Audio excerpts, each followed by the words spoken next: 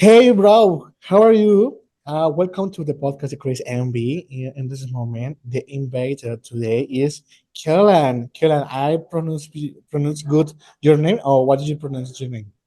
No, that is perfect. Kaelan, how are you? Nice to meet you. Welcome to the podcast.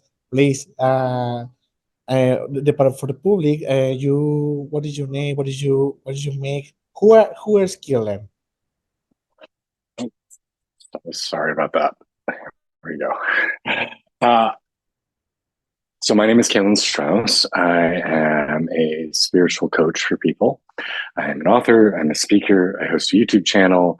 I also big into the idea of embodiment and pro sexuality and being everything that you are. So it's not uncommon to find me showing up in various states of undress or naked online. But I work with people around the world and helping them connect with their whole self, becoming an authentic, integrated, joyful version of themselves, and seeing that every part of life is welcomed on their spiritual journey. Every part of them is invited to be seen as being divine. Okay, where are you from? I'm from just a United States, I imagine. But where is you from exactly? I live in Washington, D.C. right now. I grew up in Chicago and I've lived a few different places. I've lived in Maryland, Los Angeles, Florida, and now Washington, D.C. So it's curious. I think you maybe Kieran is Europe. I don't know. Imagine maybe German, British. I don't know, but because he's American, he's good. Oh no, you face most Europe. So Yeah. Kelan, I'm from Tuna, Mexico. I watch, I hear your content. It's very good. I love you. Follow. This is the moment you follow you. This is oh my God, Kelan. This is very. It's a God special. But because you have two books and you are a spiritual kid, and I love your personality, very free, open mind. I don't know. It's very interesting to speak about you because um, you you like, how to explain? You have the vibe what when the people very sad or I don't know, and they're lost in the mind. Just, what did you say? What did you hear in this moment when you see the videos on YouTube? I just discover you. They say, oh, okay. In this moment, all days, uh, I say it. I watching the video of the killing. Maybe vamos maybe learn it thing important on feelings feeling in me very special. So Kiran, where's a moment you decide and convert in the spiritual? How start this in the content? No, I don't know this moment because I read in your biography 15 years in this and bueno this work in this and what do you explain how do you start this. Yeah. Always was a spiritual kid growing up. Like I always felt like I was having experiences that were beyond the norm. Some might call them mystical. Um, but for me, I always wanted to deepen that understanding of my connection to the universe, my connection to the divine. And so while I was in college, I really started seeking. I tried to find different places, different teachers, different traditions who could give me answers to those questions. And that led me towards the path of yogic spirituality. I ended up taking a guru. I moved into an ashram or a community of meditators and spiritual seekers. I lived there for almost 7 years. And I really dove deeply into spiritual traditions coming from India and Tibet that really helped connect me with the more esoteric, the more mystical sides of spirituality and gave me a very tangible feeling of the divine. It made me aware of energy and connection and God mantra, and all these things in a powerful way. So I stayed with that community up until I was about 26 years old. And then when I left that community, I started to continue to explore in other traditions and other modalities. During that time, I also began doing coaching work in a corporate setting. So I would work with businesses on communication skills, leadership skills, empathy trainings, conflict resolution. And I continued to do that. All the meanwhile, still teaching yoga, teaching meditation. That's something I started to do when I was about 20 years old. And when the pandemic happened, I just started to bring all of that together. I stopped doing all the corporate coaching work because I didn't feel like it was allowing the deeper conversations that I thought needed to take place that just weren't appropriate for work environments. And during 2020, during the pandemic, I wrote my first book. I started my YouTube channel, and I started working with people on the more spiritual side of coaching and helping people connect with themselves. And all the meanwhile, continuing on my own healing journey and continuing on my own spiritual journey to continue to grow and evolve and become the best version of me. Nice, Kaelan. And remember, you write two books. What inspired Yes. do you write your books? And Journey to the Ecstatic Self, and Ray of the Flight. These are your two books, no? What is the Yes. inspiration? How did you start the enterprise? Yeah. So with the first one, Journey to the Ecstatic Self, it's a self-help book and a workbook and part memoir, me talking about my own journey, coming into self-acceptance and learning to love myself, and the tools I discovered along the way that were really helpful to me. That book, the first idea about maybe writing that kind of book happened to me in January of 2020. I was at a work event for the corporate work I was doing. And one of my coworkers, a really, really lovely man, came out to me. And I was the first person he ever came out to. And he was in his 60s. And I just felt this need to want to create something for the kind of guy who would never pick up a book on coming out or queerness and wouldn't necessarily ever pick out a book on meditation or spirituality, but wanted to write a book for somebody who was on the journey of wanting to understand themselves better and live an authentic life. And so that was kind of the seed of the idea that started percolating around in my brain. And then there was just one night about a month later where I woke up in the middle of the night. It was actually a yogic holiday called Mahashivaratri, a holiday for the great yogi Shiva. And I woke up in the middle of the night with the entire book just suddenly in my head. And so I got up at 3 o'clock in the morning, started writing. And within the next 3 days, I had pretty much the whole first draft of this 300-page book written. Like, it went really, really fast. So I sent it off to an editor and started that whole process. And several months later, we had it out for people about 9 months later. My second book, I Dreamt of Flight. A similar idea of I wanted to connect with an audience who wouldn't necessarily want to read a spiritual book. And I wanted to tell my story as I kind of experienced coming into wholeness and learning to love myself, but through metaphor, through allegory, through fantasy.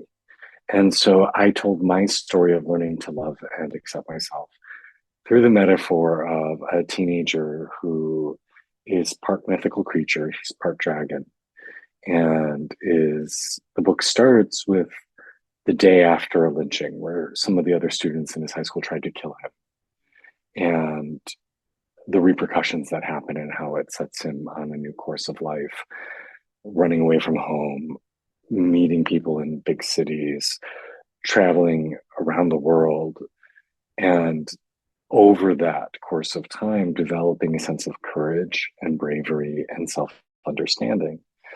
And so I thought stories can be a powerful tool for transformation and growth.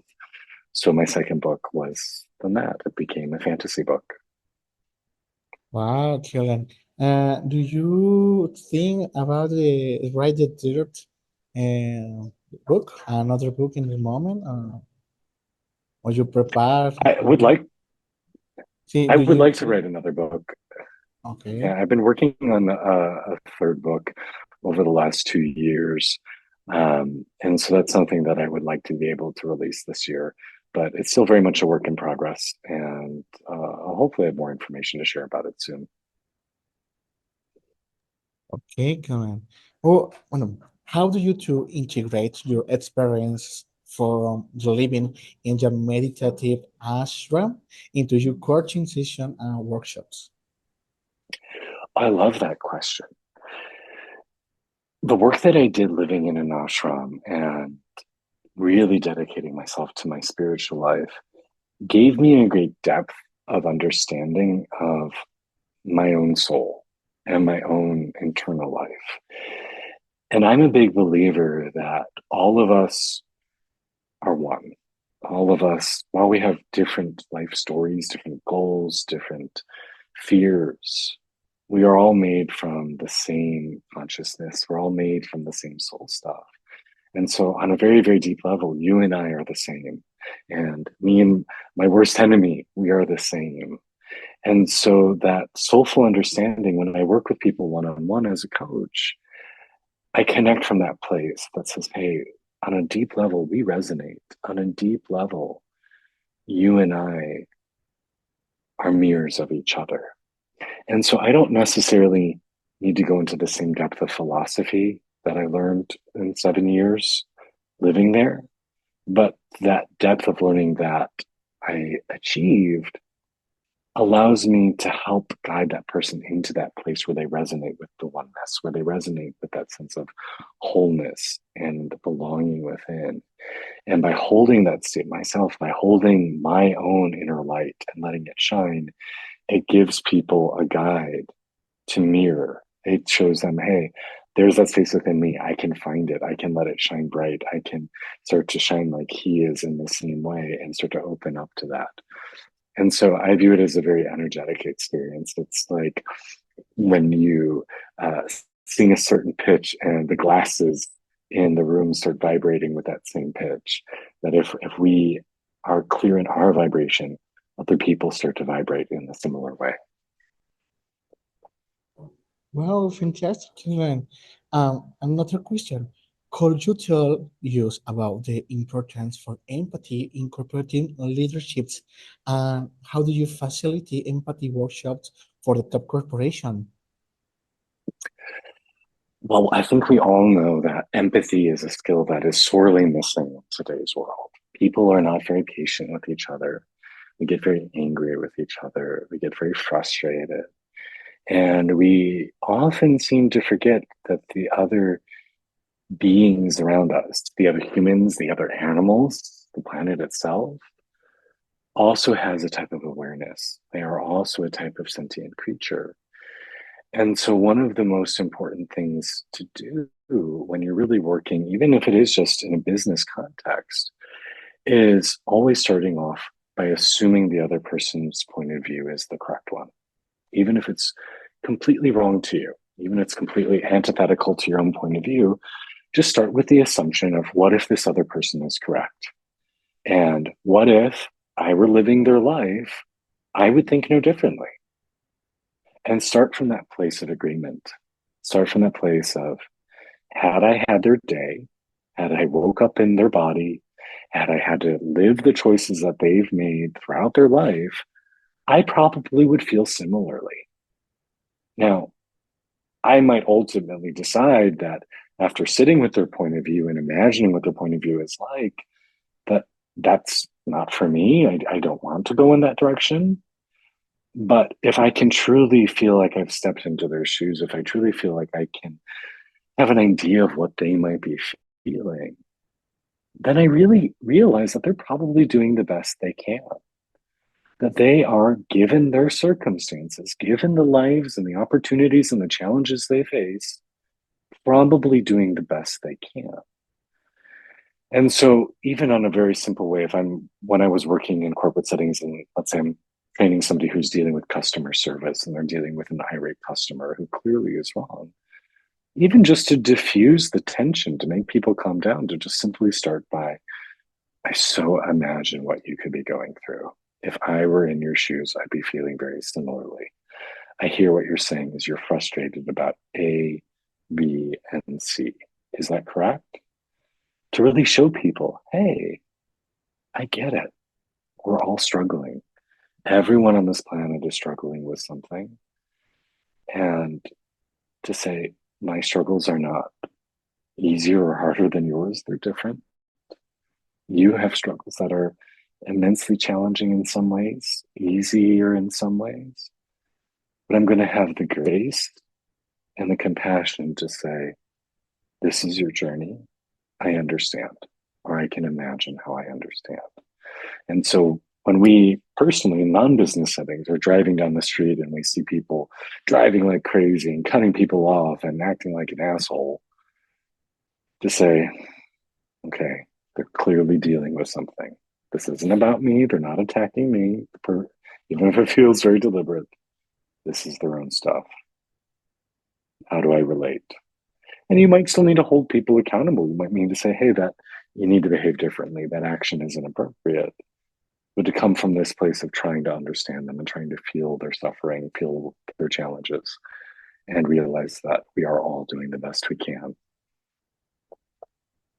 Oh, Kaelan, I love your words. I love your how you explain, and I imagine you have a beautiful life, and you try to enjoy every moment, all day. So, Kaelan, how do you balance your professional commitments, such as leading workshops and coaching sessions, with your personal life and commitments? How do you? I think it's important that each of us remember that we are only capable of so much while staying well. Like we can do a lot if we don't care about our physical health, our emotional health, the health of our relationships, how much we sleep. But if we say, hey, I want to live well, I want to truly demonstrate wellness in how I live and in my relationships in my life, then that means I may have to do less than I would like to do and to say no to things. I've read studies that show that humans are really only able to work efficiently for about 4 to 5 hours a day. And obviously, very few people get to work that little. Most people have to work 8, 9, 10 hour days. Plenty of people have to work more than that. But the human body isn't capable of doing it well. And so when I've had to work schedules like that, I would say to myself, okay, I get I have to do this right now, but I'm asking to create a change in my life to bring me into better balance. Please, universe, or please, God, or please, whoever you want to ask, help me find a way of living so that my work and life are in balance. So for myself, like I know for me to stay productive, happy, healthy, I have to do less than I used to do. So for myself, I set my working hours most days to be from about 1 o'clock to about 6 o'clock. Sometimes it starts earlier, many times it will go later, but generally I try to keep everything in the afternoon period. So that way, my evenings are time for me to spend with me and my significant other, my spouse. The mornings are time for me. I can go meditate. I can go take the dogs for a walk. I can go exercise. I can make myself breakfast and lunch. And then I dedicate myself to my work time in my afternoon. And sometimes it means I don't get things done that I need to. Like last week, I didn't get my YouTube video uploaded because I just had too many other life commitments. I had a client coming in to work with me one on one for 2 days straight. I had my husband break his ankle and I had to take care of him and just say, you know what? I'm not going to get everything done. I could have stayed up all night and got that YouTube video edited. So I honor that commitment I had to myself of getting a YouTube video done every week. But the price I would have had to pay for my own well being would have been too high. And so I'm very fortunate to be in a place where I get to make those choices. There's been times in my life, and I know times in many people's lives, where they don't get the choice to say, well, I'm not going to work as much. You know, I need to work this much because of a paycheck or to support my family or to do something. And I get it. I've been there. Everyone has had to have times like that. But the question is that where you want to stay? And I know a lot of people who choose that life. Right? They start making a lot more money, but they don't work fewer hours. They just work more and keep wanting more.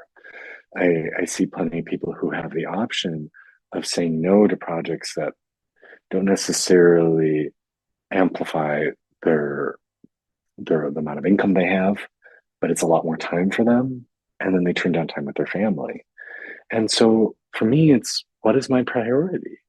My priority is to have meaningful relationships, meaningful friendships, meaningful relationships with my partner, to be well within myself, to get my needs met physically, emotionally, spiritually, and to feel like I'm contributing to the world. And by focusing on that, I feel very blessed that things have changed in a way that I'm able to have a schedule that works for me and I still make a good income. But it required on my part setting my priorities. And several years ago, I made a list of all the things I wanted from my professional life. And then I folded it up and put it in my meditation space. And then a couple years later, I uncovered the note and saw that everything I had written down had come true. I didn't plan for it to happen. I didn't mentally set out ways of how am I going to make all these items become real. But by setting that intention and allowing my subconscious to work at it, over time, it came to pass. And now I have a life that I really love that's very balanced. But it took a lot of time and it took a lot of conscious choices to be able to lead me to that space. True, Kaelan, very true, and inspirational. So, I'm a question personal for you. Uh, the people all days, every moment, and found the get the happiness. The question for you is, Kaelan, are you happy? What did you need to get for to be happy? Are you happy? For you, what did you define the happiness? I do have a very happy life. And that wasn't always the case. When I was younger, I had a very difficult upbringing. I had a very difficult childhood, very difficult teenage years and into my early 20s, very much so. And I'm also a little careful about specifically the word happiness because I feel like happiness changes a lot based on our external circumstances. I prefer to use the word joy because I think joy is something that is much more sustainable. Happiness for me is, oh, I got a new coat, or I won this award, or I went on this great date. But joy for me is there a contentment? Is there a sense of peace and general effervescence with life? And so even when I'm dealing with something really difficult and I'm maybe not quote unquote happy, I'm still really joyful. And so much of that has come from working on my mind. I meditate every single day. I've been doing this since I was 19, 20 years old. I literally have not missed a day in that time. I meditate every day. I take care of my physical body. I go to the gym 5, 6 days a week. I spend time out in nature every day. I have healthy, supportive relationships with my friends and with my partner. I nourish my body by cooking a lot and making sure that I'm eating the right things. I have pets. My pets bring me a lot of joy and make me feel very supported. I'm always doing things to learn and grow more. So I'm always reading. I'm always having deep conversations with people who I think are intelligent and insightful.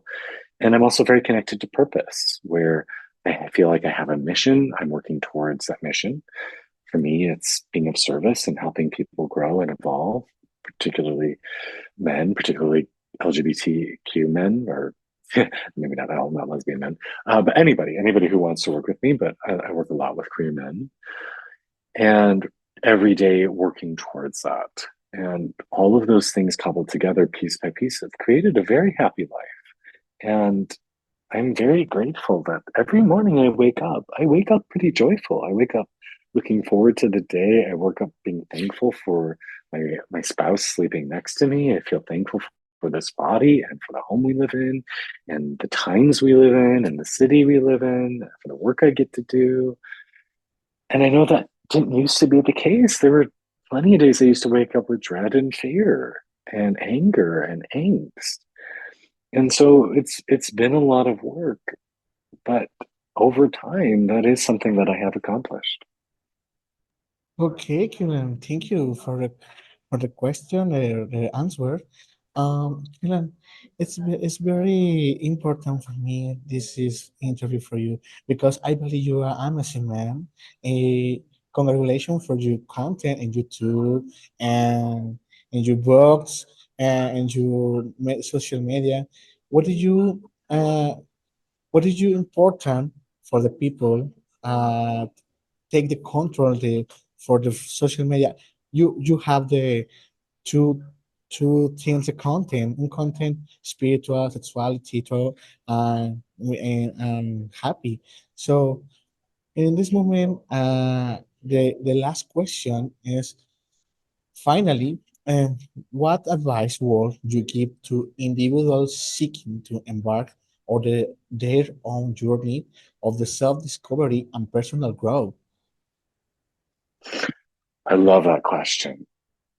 Everybody has a different access point of how are they going to learn who they are and discover more about themselves and go on that self-discovery adventure. It may be for some people that they meet a person who inspires them. Another person might be inspired by a story they hear in a book or a TV show. Another person might have a life-changing event where someone they care about gets very sick, or they themselves have a major injury and it makes them reprioritize everything in life. Or perhaps they lose their job. Everyone will have a different thing that sets them off. But I think the thing that everyone starts to have in common after that initial impulse is an element of self inquiry. Starting to ask the question, who am I really? When I let go of the clothes I wear, or the degrees I've earned, or the jobs I've held, or the money I make, or the people I know, who am I? And to really start asking that question. And then once you start asking that question, giving space for it to answer. And so for a lot of people, that ends up being mindfulness or meditation, turning your focus in to self study. For some people, it's going and reconnecting with nature and going on long hikes and spending a lot of time outside alone in the woods. For some people, that's reconnecting with their body, getting involved in ecstatic dance or a yoga practice, or taking up swimming and spending that time in reflection. But all of these things I've just mentioned, making art is another one. But all these things I just mentioned involve a time of quiet and often a time of aloneness, a time of being with yourself. Because when we're surrounded by other people, and we're surrounded by technology, and we're surrounded by things that want to grab our attention all day, every day, it's very hard to know how do we feel inside. But by giving ourselves the space and time to start listening to ourselves, asking questions of ourselves, noticing how our body responds to different ideas, different stimuli, we come to know ourselves better.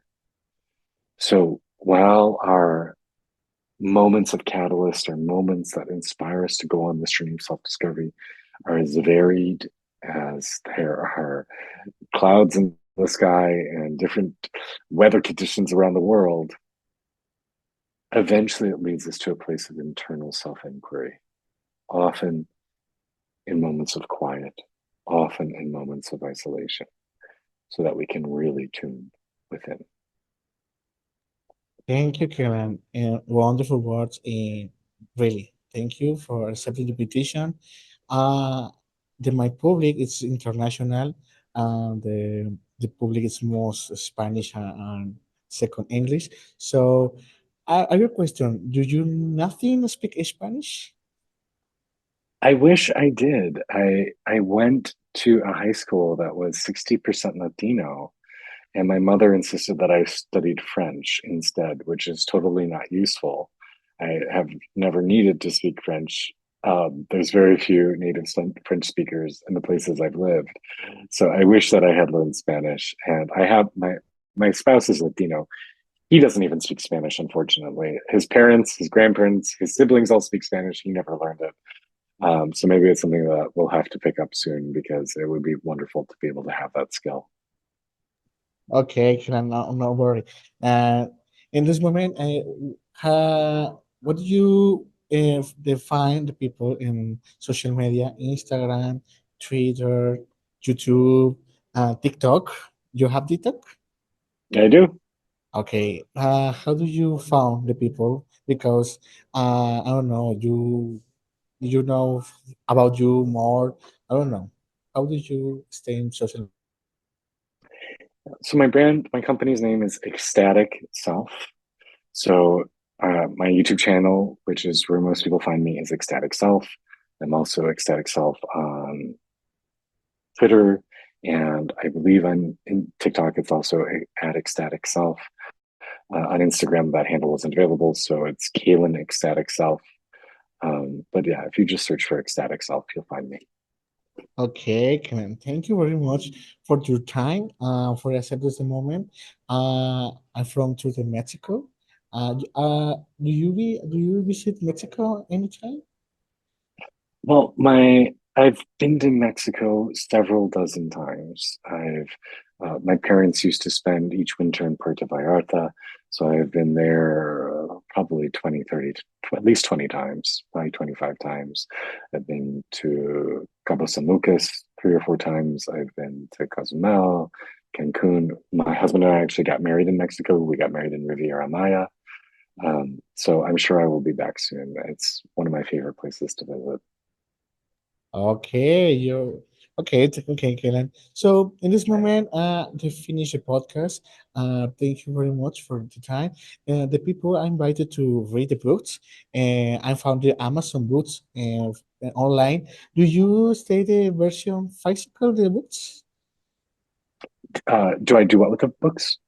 The books is only online or physical? Oh, no, yes, you can order physical books as well.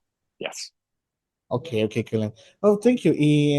So in the section censored, I don't know. You have the Twitter, the OnlyFans, the people you found in this social medias, because no, no, you I don't know. I want you como se dice, you know for you more. So it's time. Okay, Karen. In this moment, I love that you say goodbye with the formal audience and to finish the podcast, please.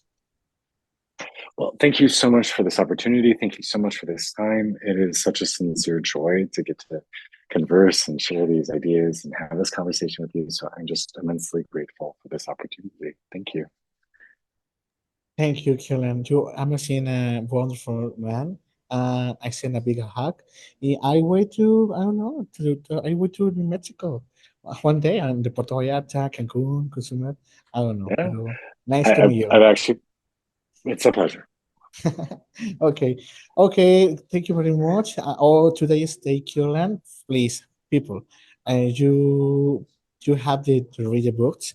I don't know. This is a man very the topic is very interesting in YouTube. Please enter if you visit the Sid Web YouTube channel. Okay, people. See you later. And thank you very much, Curland from the USA. Bye. Thank you. Thank you, Curland. I Thank you. really sorry for my English. No, it's very good, but It's I try. perfect. Your English is excellent. I try. I Thank try. you. So, bueno, I say goodbye. You write when I have to edit the podcast for the publish because this week I have three podcasts. The people they have books in this moment. You include in the version English. I need to the version international. Just the interview international. Pues thank you. See goodbye.